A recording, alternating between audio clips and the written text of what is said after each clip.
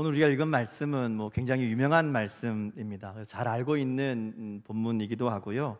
보통은 이 본문을 읽으면 6절부터 15절까지 나오는 갈렙의 이야기를 주로 나누는데요. 오늘은 조금 우리가 이 본문을 좀 넓은 시선으로 좀 보려고 합니다. 여호수아서 전체를 보면 오늘 본문은 12장까지 이어지던 가나안 정복이 끝나고 이제 13장부터 시작되는 가나안 땅을 지파별로 나누어 주는, 땅을 분배하는 과정을 시작하는 부분입니다. 13장에는 요단 동편에 있던 땅들, 이미 그 땅은 먼저 받았잖아요. 그러니까 거기는 이미 먼저 받았으니까 13장에서 이야기하고, 이제 14장부터 19장까지가 요단 서편에 있는 땅들을 지파별로 나누는 이제 그 과정이 기록되어 있습니다. 그 중에 먼저 1절에서 5절은 이 땅을 분배하는 원칙에 대해서 이야기합니다. 이스라엘 백성들이 이제 땅을 나누는데, 땅을 나눌 때에 원칙이 있어요. 두 가지 원칙을 오늘 말씀에서 보게 되는데요. 하나는 제비 뽑기를 통해서 땅을 나눴다라는 겁니다. 두 번째는 레위 지파는 땅을 받지 않았다. 이게 이제 두 가지 원칙입니다. 여기에 보면 아주 중요한 의미가 있습니다. 먼저 제비 뽑기로 땅을 나누었다라는 것은 이 땅을 주시는 분이 하나님이심을 분명하게 말하는 겁니다. 2절 말씀을 한번 같이 읽겠습니다. 자, 시작. 여호와께서 모세에게 명령하신 대로 그들의 기업을 제비 뽑아 9지파와 반 지파에게 주었느니. 자, 이렇게 말씀합니다. 자, 땅을 분배하는데 어떻게 하는가 하면 하나님이 모세에게 명령하신 대로, 그러니까 하나님의 말씀대로 땅을 나누는 거예요. 근데 땅을 나누는 방법이 뭔가 하면 제비를 뽑는 것이다, 이렇게 이야기합니다.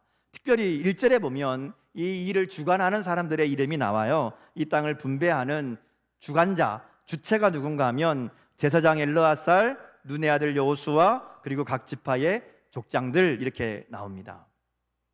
여기 보면 제사장이 제일 먼저 나와요. 사실 땅을 정복하는데 가장 큰 역할을 한 사람은 여호수아이죠. 그리고 족장들입니다. 왜냐하면 직접 나가서 싸운 사람들이잖아요. 근데 땅을 분배할 때에는 이 사람들보다 먼저 나오는 이름이 제사장이라는 겁니다. 근데 이 제사장이 제일 먼저 나온다는 얘기는 이 땅을 분배하는 이 모든 과정을 하나님의 말씀대로, 하나님의 뜻대로 하는 것이다, 이렇게 이제 이야기하는 것이라고 볼 수 있습니다. 그래서 그들이 택한 방법이 하나님의 말씀하신 제비뽑기입니다. 사실 어떤 큰 일을 치르고 혹은 전쟁을 치러서 그 땅을 차지하면 그 땅을 분배할 때에, 전쟁에서 얻은 것을 나눌 때의 원칙은 뭔가 하면 누가 공이 많으냐이잖아요. 누가 큰 공을 세웠느냐, 누가 큰 역할을 했느냐, 이게 이제 원칙입니다. 그런데 이스라엘 백성들은 그 기준이 아니라 제비뽑기입니다. 말하자면 주는 대로 받는 겁니다. 그러면 제비뽑기가 그런 거잖아요. 이 뽑는 사람들이 뭔가를 할 수 있는 게 없어요. 그냥 뽑다 보면 나오는 대로 그냥 받는 거거든요. 그러니까 나오는 대로 받아들이는 겁니다. 하나님은 이스라엘 백성들이 각자 여러 가지 생각들이 있었을 겁니다. 누가 더 공이 많다, 누가 더 열심히 했다, 누가 더 좋은 땅을 받아야 된다, 누가 더 힘썼다, 이런 여러 가지 생각들을 각자 가지고 있을 텐데, 이 제비뽑기라는 방법을 통해서 그 누구도 아무 말도 못하도록 만드신 거예요. 제비를 뽑으면 할 말이 없잖아요. 그냥 주는 대로 받는 거니까 어떤 지파도 불만이나 불평이 없게 하신 겁니다. 여러분 생각해 보세요. 그 넓은 땅을 나누는데 당연히 좋은 땅이 있고 상대적으로 나쁜 땅이 있습니다. 좀 차지하기 쉬운 땅이 있고 차지하기 어려운 땅이 있어요. 왜냐하면 지금 전쟁이 다 끝난 게 아니거든요. 큰 싸움은 이겼지만 이제 각자 받은 땅에서 그 땅에 남아있는 가나안 민족들과 싸워야 되고요, 그 땅을 차지해야 됩니다. 그러니 누구든지 좋은 땅, 차지하기 쉬운 땅, 그런 땅 받고 싶잖아요. 근데 제비뽑기를 통해서 땅을 분배함으로 아무도 그 결과에 대해서 불평하지 못하게 하신 겁니다. 전적으로 하나님이 주시는 대로 받도록 그렇게 이 과정을 만들어 가셨다라는 겁니다. 왜냐하면 이 제비뽑기라는 것이요, 전적인 하나님의 역사하심을 인정하는 것이기 때문에 그렇습니다. 특별히 이스라엘 백성들 보면 성경에 이 제비 뽑는 과정들이 많이 나와요. 여기만 있는 게 아니라 여기저기 있는데, 제비를 뽑을 때 보면 그것이 하나님의 뜻이라고 받아들입니다. 하나님의 뜻을 물을 때에 제비를 뽑아요. 하나님, 이게 하나님 뜻입니까? 이게 맞습니까? 저게 맞습니까? 그걸 확인할 때 제비를 뽑는 거거든요. 우림과 둘림, 제사장들이 이 뜻을 분할 때 쓰는 것도 그런 방법입니다. 사울왕을 뽑을 때도 그랬고요. 가룟 유다를 대신할 제자를 고를 때에도 제비를 뽑죠. 투표하지 않습니다. 제비 뽑아서 그 사람을 고릅니다. 또 어떤 일의 원인이나 사건의 범인을 찾을 때에도 제비를 뽑습니다. 우리 당장 앞에 봤던 아이성에서 패배했을 때에 이 문제의 원인이 어디 있느냐? 어떻게 뽑아요? 제비를 뽑아서 지파마다, 가족마다. 그리고 나오니까 아간이 나옵니다.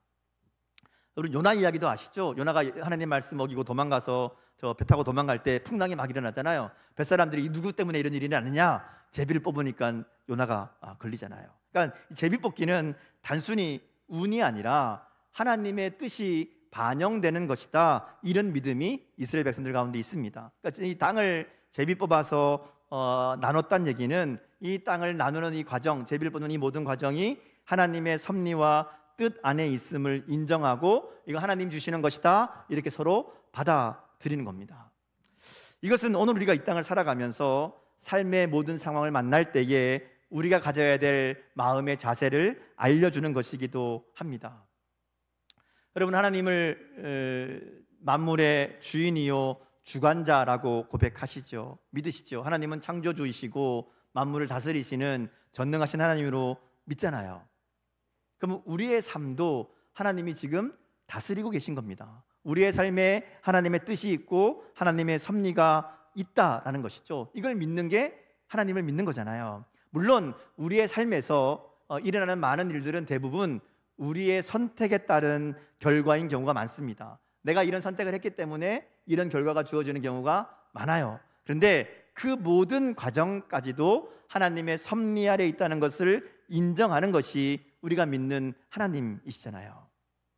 그래서 이 땅을 살면서 우리가 늘 기억해야 되는 것은 우리의 의지나 우리와 의도와 상관없이 주어지는 모든 것에 대해서 하나님의 주권과 섭리를 인정하는 겁니다. 하나님이 나의 삶을 다스리신다, 주관하신다, 이것을 분명하게 믿는 사람들은 그 삶에 분명한 특징이 나타납니다. 어떤 일이 있는가 하면요, 어떤 일이 주어져도 일이 일비하지 않습니다. 힘든 일이 생겼다고 해서 큰일이 난 것처럼 낙심하거나 또는 내 마음을 상하게 한다고 해서 분노해서 어쩔 줄 모르거나 하지 않는다라는 것이죠.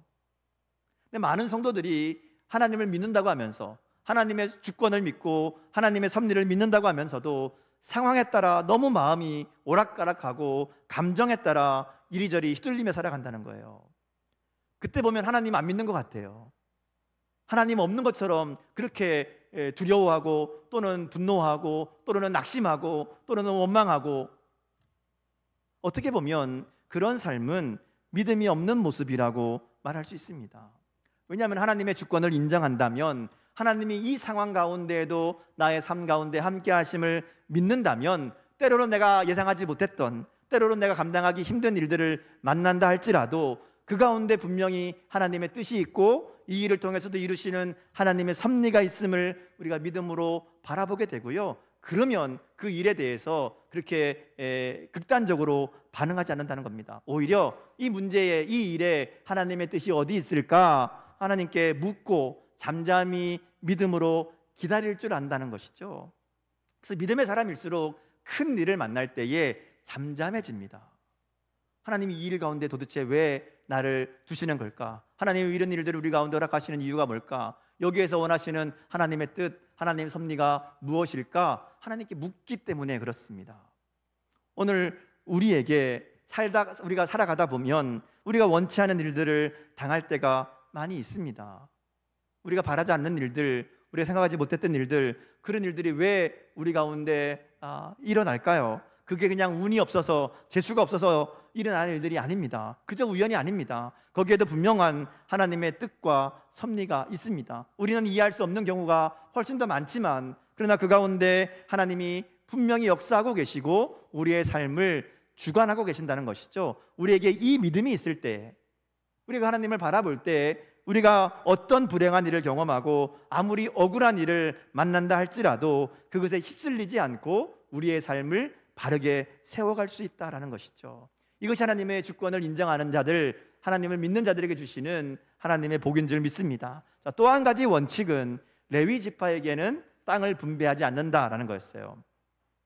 이것은 하나님을 섬기는 지파는 하나님이 책임지신다는 분명한 약속을 보여주시는 그런 원칙입니다. 그래서 레위 지파는 땅을 따로 받지 않습니다. 이스라엘 백성들 가운데 흩어져 살면서 하나님을 섬기는 사람들로, 백성들 가운데 하나님을 섬기도록 돕는 사람들로 살아가게 됩니다. 그래서 그들은 땅을 기업으로 받지는 않았지만 하나님이 그들의 기업이 되어주셔서 그들의 삶을 책임지시는 분이심을 이스라엘 백성들로 하여금 알게 하는 그런 삶을 살게 됩니다. 이 레위 지파에 대한 이야기는 나중에 다시 한번 또 자세하게 기회가 있으면 나누도록 하고요. 자, 이렇게 두 가지 원칙, 제비를 뽑으면서 하나님이 주신 것으로 받아들이고 하나님의 방법대로 그 땅을 나누고, 그리고 이 레위 지파에게는 땅을 주지 않는 이 두 가지 원칙을 가지고 땅을 분배하는데, 자, 그 다음 나오는 이야기가 갈렙의 이야기입니다.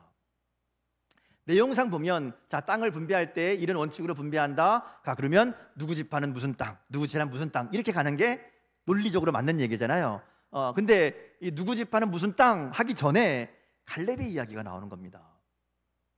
오늘 본문 6절에서 15절은 땅을 분배하는 상황 가운데 갈렙이 여호수아를 찾아와서 이 헤브론을 기업으로 달라고 요구하는 내용이 나옵니다.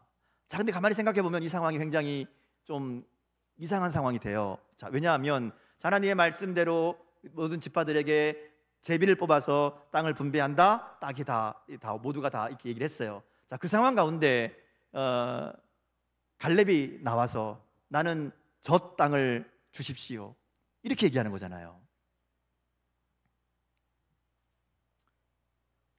다 모든 지파가 제비 뽑는데 갈렙은 저거 주십시오, 이렇게 하는 게 되는 거예요. 이게 좀 분위기가 이상해지지 않을까요? 이게 왜 저 사람이 갑자기 저럴까? 그런 상황이 되는 겁니다. 근데 왜 이 이야기가 여기에 나오는가? 그것도 땅을 분배하는 첫 번째 내용에서 이 갈렙의 이야기를 기록하고 있을까? 이 땅을 분배하는 모든 과정을 끝까지 보면 왜 이 이야기가 앞에 나왔는지를 우리가 알게 됩니다. 자, 오늘 본문 14장에서부터 시작된 이 요단 서편의 땅의 분배는 19장에서 끝납니다.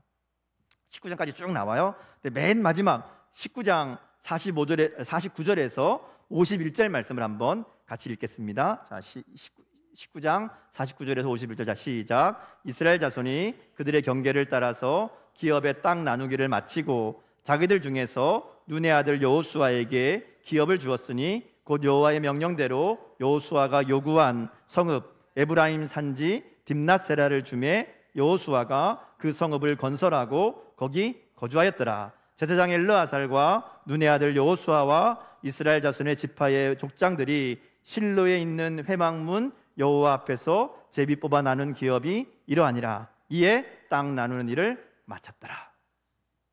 자, 이게 보면 땅의 분배를 마치면서 맨 마지막에 여호수아가 땅을 받는 내용을 기록하고 있습니다. 그리고 그 뒤에 보면 우리가 1절 읽었던 것처럼 똑같이 제사장 엘르아살, 여호수아 그리고 족장들이 땅을 나눴다, 이렇게 기록해요. 앞뒤가 똑같아요. 그죠? 앞에 나왔던 이 세 종류의 사람들이 땅을 나눴다. 그리고 그 다음 나온 얘기가 갈렙이었는데 맨 마지막에는 똑같은 이야기를 하면서 맨 마지막에 나오는 이야기가 여호수아로 나온단 말이죠. 근데 여호수아 이야기도 보면 특이해요. 여호수아가 요구한 성읍을 여호와의 명령대로 주었다, 이렇게 이야기합니다. 무슨 말이에요? 여호수아도 저거 나 줘, 이렇게 얘기했다는 거예요. 여호수아랑 갈렙은 지금 이 상황에서 이스라엘의 가장 어른들이잖아요. 왜냐하면 나머지 사람들은 다 광야에서 죽었잖아요. 여호수아와 갈렙만 살아있는, 말하자면 처음부터 있다던 사람들이란 말이에요. 나머지 백성들은 다 중간에 태어난 혹은 어렸던 사람들이 지금 어른이 된 거고, 여호수아와 갈렙만 어른이에요. 나이도 보면 85세, 뭐 여호수아는 90세 넘었을 것이다, 이렇게 뭐 보통 이야기하는데, 제일 큰 어른 둘이서 다 제비 뽑는데 나는 저거 줘, 이러고 있단 말이에요. 이상하잖아요. 근데 그것을 이렇게 앞뒤로 기록하고 있다라는 겁니다.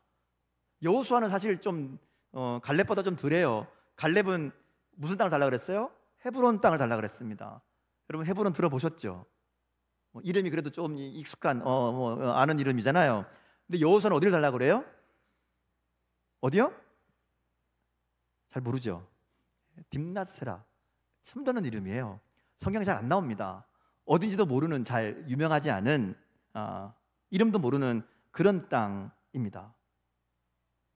그리고 그 땅을 받아서 거기에 성읍을 건설했다 이렇게 나와요. 그럼 말하자면 제대로 된 땅이 아닌 거예요. 그러니까 여호수아는 가나안 땅을 정복한 뒤에 자기가 말하자면 제일 높은 사람이잖아요. 그러니까 자기 마음대로 땅을 받거나 혹은 가장 좋은 땅을 먼저 차지하거나 혹은 내가 먼저 제비 뽑을게 이러지 않았다는 거예요. 사실은 다 받은 다음에, 모든 지파가 다 받은 다음에 마지막 남은 땅을 달라 그래서 그 땅을 받고 그 땅을 믿음으로 세워갔다라는 겁니다.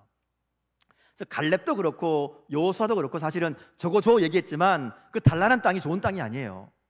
쉬운 땅이 아니에요. 말하자면 남들 안 하려고 하는 거, 다 피하는 거, 저건 내가 안 받았으면 좋겠다, 그거부터 달라고 하는 거예요. 여호수아와 갈렙은 가장 큰 어른이고 지도자였지만 백성들이 두려워하는 땅, 백성들이 별로 가지고 싶지 않아 하는 땅, 별로 관심 없는 땅, 그 땅을 스스로 선택했다라는 겁니다. 그래서 여호수아서는 이 이스라엘 땅을 분배하는 과정을 기록하면서 이 두 사건을 의도적으로 앞뒤에 기록합니다. 왜 그런가 하면요, 이 가운데 있는 내용 때문에 그래요. 이제 이스라엘 백성들이 그 땅을 정복하고 살아갈 때 하나님이 주시는 땅을 어떻게 받아들이고 그 땅에서 어떻게 살아가야 될 것인가를 이 두 사람의 이야기를 통해서 알려주시는 겁니다. 자, 이 두 사건의 가운데 있는, 그러니까 15장부터 18장, 19장에 있는 내용들을 보면요, 이스라엘 다른 지파들이 땅을 받는 내용들이 나와요. 그 중에 16장, 17장에 보면 에브라임과 므낫세로 대표되는 이스라엘 백성들의 요셉 지파의 반응이 나옵니다. 오늘 새벽에 나눈 말씀이기도 한데요, 여호수아 17장에 보면 요셉 자손이 땅을 받은 다음에 여호수아를 찾아와서 불평하는 내용이 나옵니다. 무슨 불평을 하는가 하면 우리는 지파가 큰데, 사람이 많은데 우리가 받은 땅이 너무 좁다는 거예요. 작다라는 거예요. 근데 사실 이 요셉 지파가 받은 땅이 작은 땅이 아닙니다.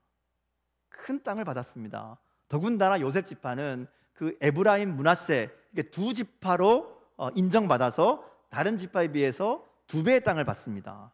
근데 2배도 그냥 2배가 아니라 다른 지파보다 월등히 많은 땅을 받아요. 이스라엘 백성들 중에 12지파 중에 좀 비교적 큰 땅을 받은 지파가 유다, 에브라임, 므낫세입니다. 그러니까 제일 많이 받은 애들이에요, 말하자면. 더군다나 므낫세는 요단 동편에도 있고 요단 서편에도 있어요. 이 므낫세는 반 나눠서 동편의 반, 서편의 반 이렇게 받았거든요. 그러니까 받은 땅이 엄청 넓은 거예요. 그런데도 좁다고 원망하는 겁니다. 근데 사실 엄밀하게 보면 땅이 좁은 게 아니에요. 정복하지 않은 땅이 많은 거예요. 넓은 땅을 받았는데 전쟁에서 직접 차지한 땅은 조금이고 나머지는 가서 싸워야 되는, 차지해야 되는 땅이 많은 겁니다. 그러니까 이 와서 불평하니까 여호수아가 그들의 불평에 대해서 이렇게 대답합니다. 여호수아 17장 15절 말씀인데요, 같이 한번 읽어보겠습니다. 자, 시작. 여호수아가 그들에게 이르되 내가 큰 민족이 되므로 에브라임 산지가 내게 너무 좁을진데 브리스 족속과 르바임 족속의 땅 삼림에 올라가서 스스로 개척하라 하니라. 여호수아가 가서 뭐란가 하면, 야, 니네 땅 많이 받았잖아, 가서 개척해, 그 넓은 땅 가서 차지해, 이렇게 이야기합니다. 그랬더니 요셉 자손이 와서 하는 얘기가 뭔가 하면 그 땅에는 철병거를 가진 사람들이 살고 있다는 거예요. 말하자면 그 땅은 싸워서 이기기가 어렵습니다. 이미 살고 있는 강한 사람들이 있습니다, 이렇게 얘기하는 거예요. 여호수아가, 야, 니네가 큰 민족이잖아, 니네 사람 많잖아, 힘도 세잖아, 가서 싸워. 그냥 앉아서 얻어먹으려 하지 말고 니네가 가서 직접 차지해. 왜 너희는 큰 민족이라고 얘기하면서 너희는 사람 많다고 얘기하면서 가서 싸울 생각은 안 하고 그냥 얻어먹을 생각만 하냐, 이러고 이제 얘기하는 게 10장에 나오는 내용이에요. 자, 근데 이 요셉 지파만 그런 게 아닙니다. 여호수아 18장 2절에서 4절 말씀을 한번 같이 보겠습니다. 자, 시작. 그러나 이스라엘 자손 중에 그 기업의 분배를 받지 못한 자가 아직도 7지파라. 여호수아가 이스라엘 자손에게 이르되 너희가 너희 조상 하나님 여호와께서 너에게 주신 땅을 점령하러 가기를 어느 때까지 지체하겠느냐? 너희는 각 지파에 3사람씩 선정하라. 내가 그들을 보내리니 그들은 일어나서 그 땅을 두루 다니며 그들의 기업에 따라 그 땅을 그려가지고 내게로 돌아올 것이라. 여기 보면 나머지 7지파 이야기가 나오는데 여기도 마찬가지예요. 땅을 이미 다 분배받았어요. 근데 아직 뭐라 그래요? 기업을 분배받지 못한 자가 7지파라고 얘기해요. 다 나눠줬는데 안 가는 거예요. 왜 안 가요? 가 싸워야 되니까. 이게 가기 싫은 거예요. 그래서 미루고 있습니다. 지체하고 있어요. 그러니까 여호수아가 야 니네 왜 안 가? 빨리 가 빨리 가 막 이러고 이제 보내는 게 그 지금 17장의 내용인 거예요. 자, 이런 이스라엘 백성들의 모습과 다르게 여호수아와 갈렙은 이 가나안 땅을 받는 바른 믿음의 모습을 보여주는 겁니다. 오늘 본문에 나오는 갈렙은 45년 전에 하나님이 자신에게 주셨던 약속을 기억하며 지금 그 일을 이루겠다고 나서는 겁니다. 헤브론에는 거인들이 살고 있습니다. 견고한 성읍입니다.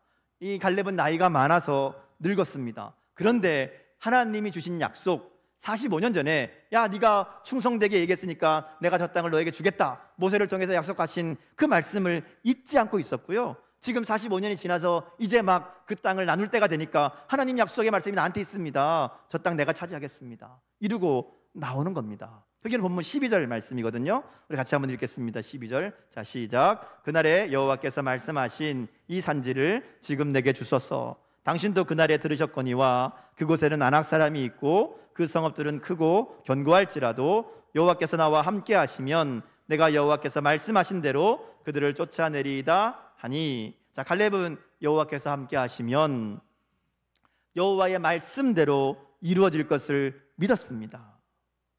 이것이 다른 이스라엘 백성들, 요셉 지파, 다른 지파들과 너무나 대조되는 모습이지요. 요셉의 자손들은 그들의 환경, 또 주변의 상황, 자신들의 능력을 바라봤지만 갈렙은 환경과 상황이 아니라 자신의 능력이 아니라 하나님의 능력을 믿었고 하나님의 약속의 말씀에 대한 분명한 신뢰가 있었다라는 겁니다. 믿음의 사람은 주변의 환경이나 상황을 바라보면서 또 나의 능력만을 생각하면서 어떤 일을 결정하고 진행하는 것이 아니라 하나님의 능력과 하나님의 말씀을 믿고 결정하고 행동하는 사람이 믿음의 사람입니다. 하나님께서 가나안 땅을 분배하시면서 이스라엘 백성들에게 요구하시는 자세가 바로 이와 같은 믿음으로 나아가는 것이었다라는 겁니다. 오늘 우리에게도 이 믿음이 있어야 하나님의 뜻대로 살 수 있습니다. 막무가내로 나가라는 거 아닙니다. 무조건 긍정적으로 생각하고 이 일을 저지르고 봐라, 하나님이 함께 하신다고 믿고 무조건 덤벼라, 이런 이야기가 아닙니다. 하나님이 분명히 말씀하시는데 머뭇머뭇하지 말라는 겁니다. 하나님의 뜻인 줄 알면서 상황 때문에, 환경 때문에 망설이지 말라는 겁니다. 하나님의 인도하심이라고 믿어지면, 하나님의 뜻이라고 믿어지면 나의 능력과 주변 환경에 개의치 말고 하나님을 신뢰하고 믿음으로 시작할 수 있어야 된다라는 겁니다. 오늘 우리의 삶 속에 머뭇거리고 있는 하나님의 말씀이 있지는 않습니까? 헌신해야 되는데, 봉사해야 되는데, 사랑해야 되는데, 용서해야 되는데, 결단하고 끊어버려야 되는 줄 알면서도 여전히 머뭇거리고 있는 것이 있지는 않는가 하는 겁니다. 말씀을 들을 때마다, 말씀을 읽을 때마다 하나님이 그런 마음을 주시는데 애써 모른 척하고 뒤로 미루고 있지는 않는가 하는 것이죠. 그저 마음과 생각에만 머물러 있는 순종이 아닌지 오늘 말씀 앞에 다시 한번 분명하게 결단하고 시작하는 은혜가 있기를 주님 이름으로 축복합니다. 하나님이 각자에게 하나님 주시는 꿈과 약속이 있습니다. 우리의 삶을 통해 이루고자 하시는 하나님의 꿈이 있습니다. 우리의 가정을 통해서, 우리 교회를 통해서 하나님이 주시는 하나님의 약속이 있다는 것이죠. 우리가 그것을 분명하게 말씀 안에서 발견하고 믿음으로 품는 그런 우리가 될 수 있기를 주님의 이름으로 축복합니다. 하나님의 신실하심을 믿음으로 바라보고 우리의 주신 삶 가운데 하나님의 말씀대로 성실하게 살아갈 때 갈렙과 같이, 여호수아와 같이 하나님의 뜻을 이루는 복된 삶을 만들어 가게 될 줄 믿습니다. 또 15절 말씀처럼 그 땅의 전쟁에 그치는 하나님이 주시는 평강 가운데 살아가는 우리의 삶이 될 줄 믿습니다. 제가 좋아하는 텔레비전 프로그램 중에 최강야구라는 프로그램이 있습니다. 혹시 보시는 분들 계시나요? 그런 건 좀 보셔도 됩니다. 은퇴한 프로야구 선수들이 이제 나이가 많아서 은퇴했잖아요. 나이가 많으니까 잘 못 뛰는데 그래도 야구가 좋아서 팀을 만들어서 옛날 생각하면서 야구하는 그런 프로그램이에요. 주로 누구랑 싸우는가 하면 고등학생들이랑 싸웁니다. 젊은 대학생들이랑 경기를 합니다. 그러니까 옛날에는 그야말로 이름만 대면 다 아는 유명한 우리나라 최고의 선수들입니다. 그런데 어린 선수들을 만나서 게임을 하면 고전합니다. 나이가 많거든요. 열심히 뛰어도 아무리 뛰어도 못 따라가고요. 순발력도 딸리고 속도도 딸리고 빨리 지치고 뭐 하여튼 나이든 티를 팍팍 냅니다. 그래서 뭐 고전하기도 하고 지기도 해요. 그럼에도 불구하고 재밌게 즐겁게 야구하는 것이 재밌어서 저도 자주 보는데요. 이번 주에 이제 그 경기를 중계하면서 캐스터가 그런 이야기를 합니다. 이 나이 많은 선수들이 이제 사실 그냥 힘으로 붙으면 지지요. 그런데 이 경기를 보면서 노련하게 그 틈을 노려서 이렇게 경험으로 하는 걸 보면서 세월을 이길 수 있는 것은 경험입니다라고 얘기하는 걸 들었어요. 보통은 뭐라 그래요? 세월을 이기는 장사는 없다 그러잖아요. 세월을 이기는 거 없다 그러는데 세월을 이기는 것이 경험이다 이렇게 얘기하는 거예요. 오랜 경험을 바탕으로 이렇게 노련하게 이렇게 경기 운영하는 것을 보면서 그렇게 이야기하는데, 제가 오늘 본문으로 설교 준비하고 있었잖아요. 설교 준비를 하는데 그 얘기를 듣는데 저한테는 그렇게 들립니다. 세월을 이길 수 있는 것은 믿음입니다. 그래서 오늘 설교 제목이 됐습니다. 우리가 날이 갈수록 약해질 수밖에 없고요, 아무리 젊은 사람도 나이가 들기 마련입니다. 세월을 이기는 것은 젊음도 아니고 돈도 아니고 경험도 아니고 지식도 아니고 믿음이라는 거예요. 근데 세월만 그런 게 아니잖아요. 우리의 삶의 모든 문제를 이기게 하는 것이 바로 믿음입니다. 하나님을 의지하는 믿음.